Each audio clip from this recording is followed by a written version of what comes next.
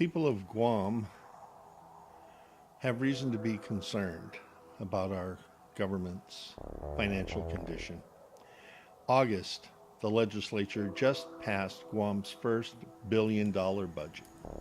Well, 956 million, but that's pretty impressive. That budget also included 3 tax hikes. And in spite of the fact it's a billion-dollar budget for all intents and purposes, the governor complains it was not enough. And I can understand why he says that, because last week, Department of Administration announced that the government of Guam did not have enough money to pay tax refund checks.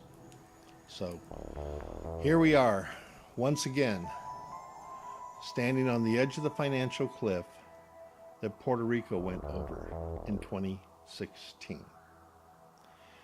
So let's put the term financial cliff into perspective. We live on a small island, and we have a big budget.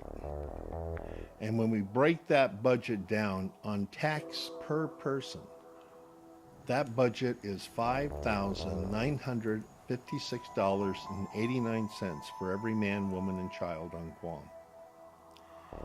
And I want to compare it to Hawaii's budget. Hawaii is the most heavily taxed state in the nation. Well, number 2 after Connecticut. And their per person state tax is $4,842.37. But let's compare our per person budget to Puerto Rico's government budget. Puerto Rico's per person budget is $2,576.47. So in other words, taxpayers on Guam are paying 131% more tax than the taxpayers of Puerto Rico. That's just one leg of the financial crisis. The other leg of the financial crisis is the per person debt burden. The 48 contiguous states have a debt burden per person for state governments of $3,582. Hawaii, which has the most debt of any state on a per person basis, is $6,145 per person.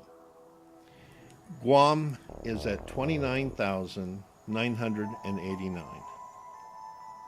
But at least we're a little better shape than Puerto Rico, because Puerto Rico is at $36,470 of debt per person for the island of Puerto Rico.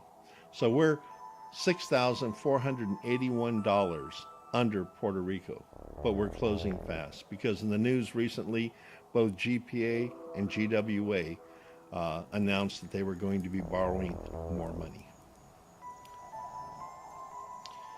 So let's look at who politicians have decided should carry that tax burden. We have a small island. We have 168,000 people.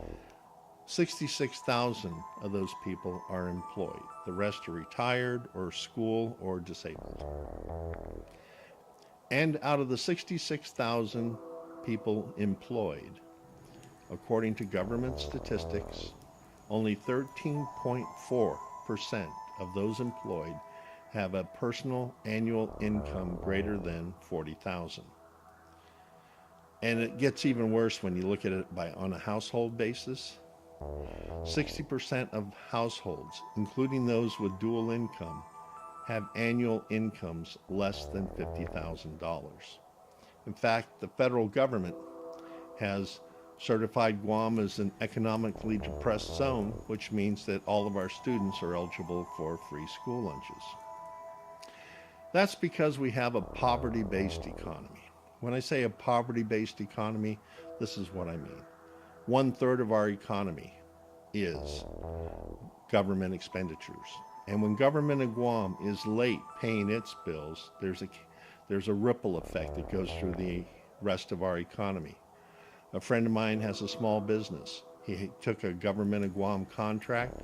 Government of Guam didn't pay him for so long that he had to take a second mortgage out on his house in order to cover his bills and pay his employees. He's now contemplating bankruptcy or losing his house. Many of the people we have here that work have 2 jobs, and 34% of our population is on food stamps or supplemental nutrition assistance. The problem we have is that for the past 8 years, the cost of living has gone up over 30%, but wages have not gone up. And as a result, our quality of life is going down. According to the Department of the Interior, the Guam debt load has doubled in a decade. And that's because the Calvo Tenorio administration borrowed their way out of trouble, following the Puerto Rico playbook. Now look what's happening in Puerto Rico.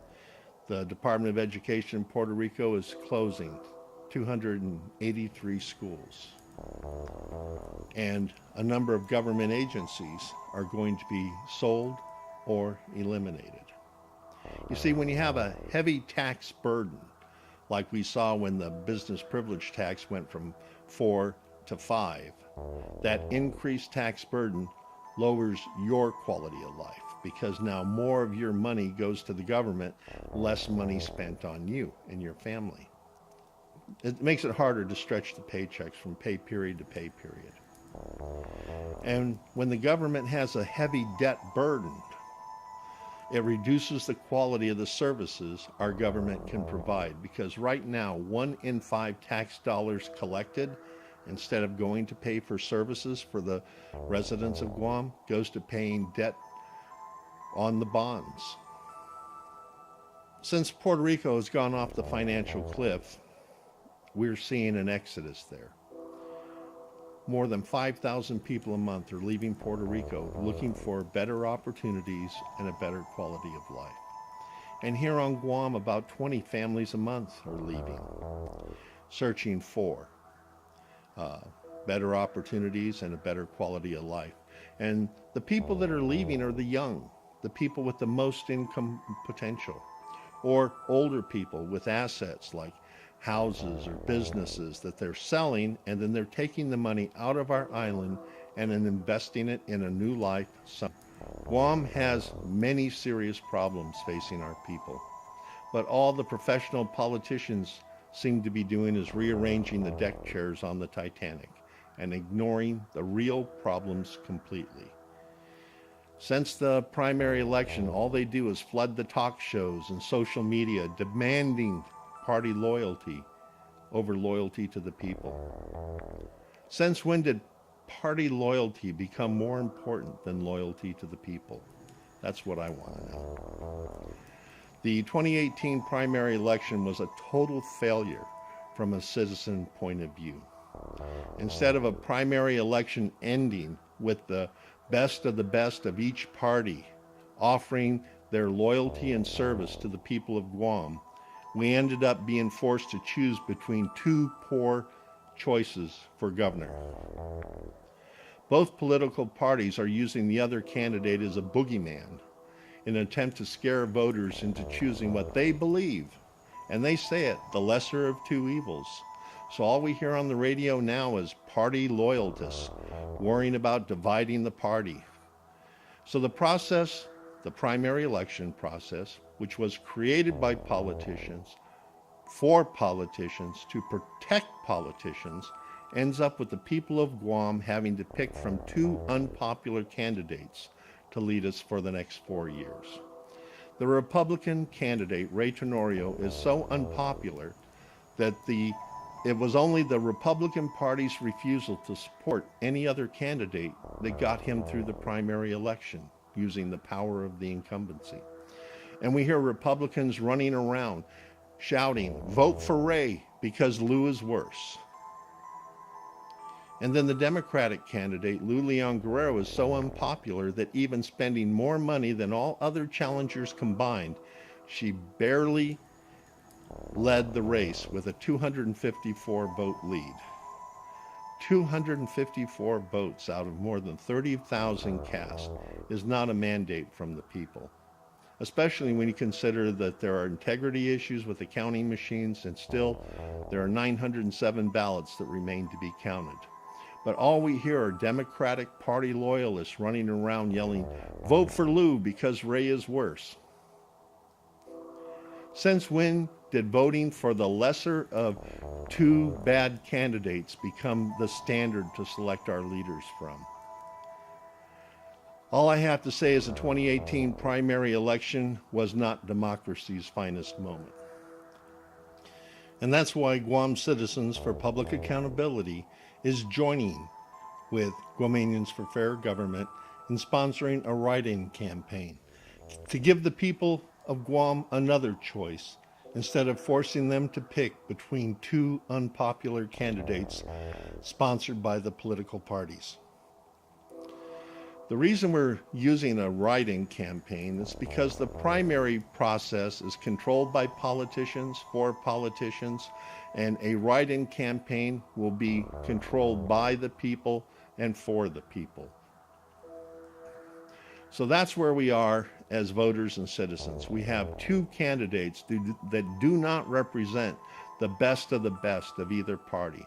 On the Republican side, we have a candidate that ran by himself, and even though he ran unopposed, he barely got enough votes to go on to the general election. And then on the Democratic side, we have a candidate who barely got enough votes to take the lead in the vote count. But with the machine integrity issues and the 907 ballots still uncounted, we can't exactly consider that a victory. So that flawed primary process resulted in two candidates running for the top office on the island, neither of whom have broad public support. That's why Guam Citizens for Public Accountability and Guamanians for Fair Government are going to conduct a write-in campaign to give the people of Guam another choice.